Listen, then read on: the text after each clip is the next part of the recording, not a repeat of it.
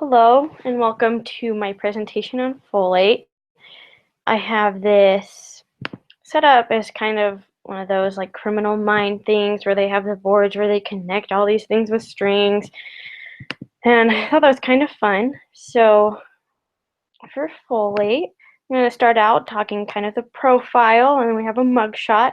This is the setup of folate and the three different makeups of it, three parts, and you can read more about that in our books. I'm not going to spend a lot of time on it, but there's glutamic acid, PM benzoic acid, PABA, or PABA, and pteridine.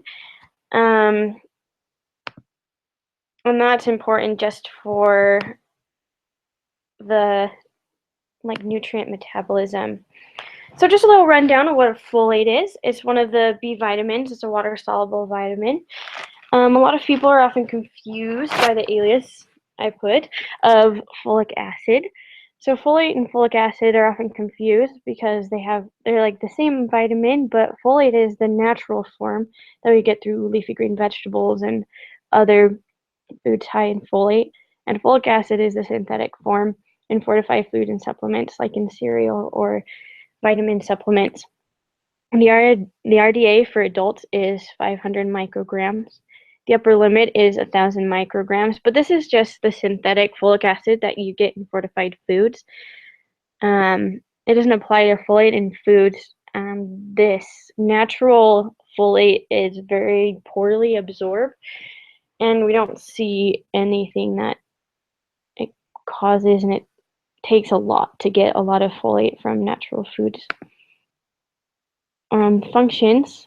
So pretty much folate is used for making and maintaining cells and DNA synthesis. As we'll talk about later, it's really important with birth defects and the baby growing properly. As well as with all these things, we see the formation of neurotransmitters like serotonin, and there have been studies that find that folate has helped with depression and lowering those, and also helping with blood pressure and decreasing the risk of colon cancer. So where can we find folate? Folate comes from the word folium, which means leaf, because we find folate mostly in leafy green vegetables, but we also see them in liver, legumes, avocado, and oranges. And a big one for people in the United States is in rich cereals, that most of the time will have about 100% of the folate you need in the day. And this fortification began in 1998. So here we have the suspects. We have the pictures of green leafy vegetables, legume, avocados, and oranges, and fortified cereals.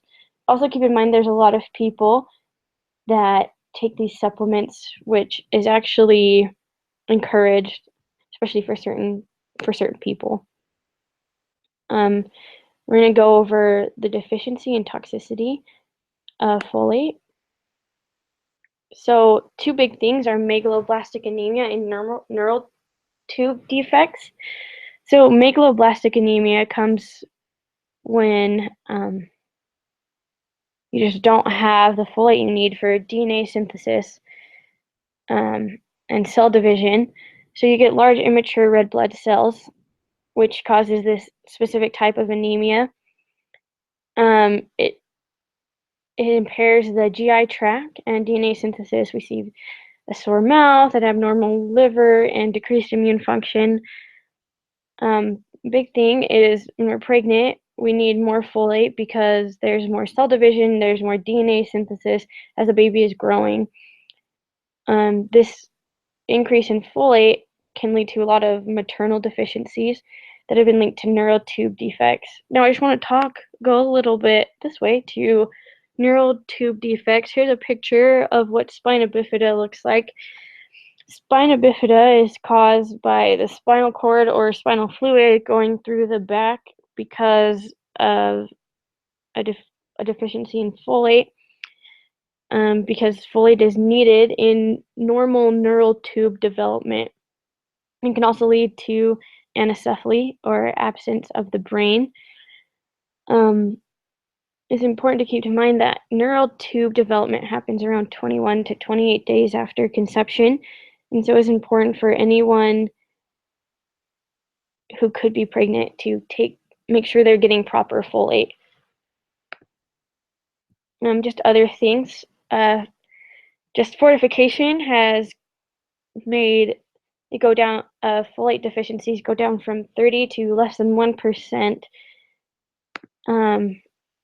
And people that are at risk of folate deficiencies are those that are impoverished or don't have lots of money. You see in alcoholics and those with chronic gastrointestinal disease, and those taking methotrexate.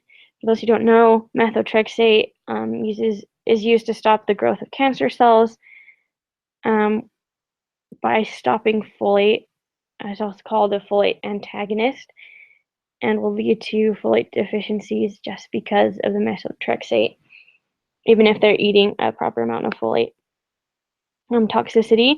We don't see much toxicity when it comes to folate, especially in the natural form. We don't see because absorption is so low, but we can see certain things. The biggest thing is that folate masks a vitamin B12 deficiency, and so it is regulated how much folate can be in vitamins. For non-pregnant adults, it's 400 micrograms. For infants, it's 100 micrograms.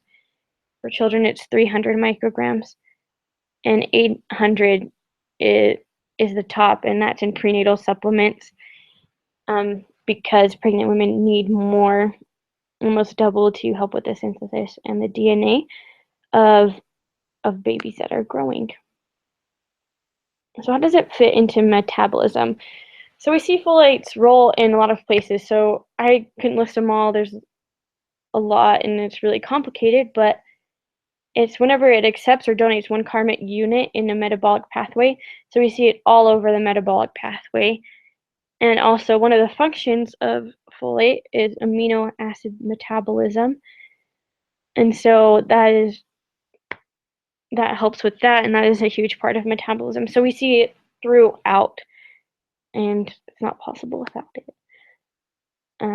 We probably see lots of gastrointestinal problems that come with deficiencies. For me, the most important things that I observed and learned from this is how important folate is for women that are either pregnant, but more childbearing age, or if it's possible for you to be pregnant, because a lot of times people don't know in the first 21 to 28 days that they are pregnant. And that's when the neural tube is forming. And thus, women should be taking about 400 micrograms of folate from supplements or fortified foods. So if you see that you're getting that 400 from fortified cereals and other foods, that's good. But a lot of doctors suggest women of an age or a possibility of becoming pregnant to take supplements of folate to stop neural tube defects.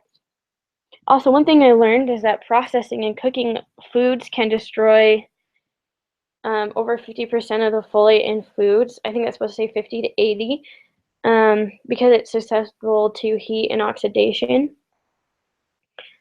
Thus, regularly consuming fresh or barely cooked fruits and vegetables will help you to get a better benefit, which I think we hear a lot of eating fresh fruits and vegetables is really good for us. And here's another example of that. And sorry about that. In the news, so when I looked this up, there was hundreds of articles. I took this from the Today Show, but they have an article about how much good fortified grains have done to save like 1,300 babies that probably would have had spina bifida or other neural tube defects. It's everywhere, and I like that it's getting a lot of attention. But it's talking about how a lot of Hispanic women are more are more prone to folate deficiencies and neural tube defects. and how we've seen that and the studies that go with that is a very good article with a lot of good references. A direct quote, it says there's room for improvement. Nearly 22% of U.S. women of childbearing age still don't have enough folate in their blood to prevent neural tube birth defects. And this is a lot of these are Hispanic populations, and so they're asking people to support folate to be added to corn mesa flour, which is a staple in the Hispanic population. And so, like, the take home message from this is although it's better, it's not perfect, and there's more that we can do to educate women that maybe are like newly married or something to make sure they're getting the proper amount of folate because maybe some people don't like those enriched foods, and so it's important that they learn that and that we tell healthcare workers to tell that as well. And also, my conclusion is folate is an essential vitamin for cell growth and reproductive health. And I think the most important takeaway is is helping these babies to not have neural tube defects and to be an advocate for Hispanic women in the US and women worldwide, because there's a lot of third world countries where they don't have fortified foods and they have these birth defects way more than we do in the United States. And I think that we should be advocates and we should support programs that help women to have these fortified foods or to get folate supplements so that they don't have to have babies that have a couple hours or have to have surgery when they can't afford it. Thanks for watching this with me. This is my presentation. I hope you enjoyed it and learned a lot about it. I know I did.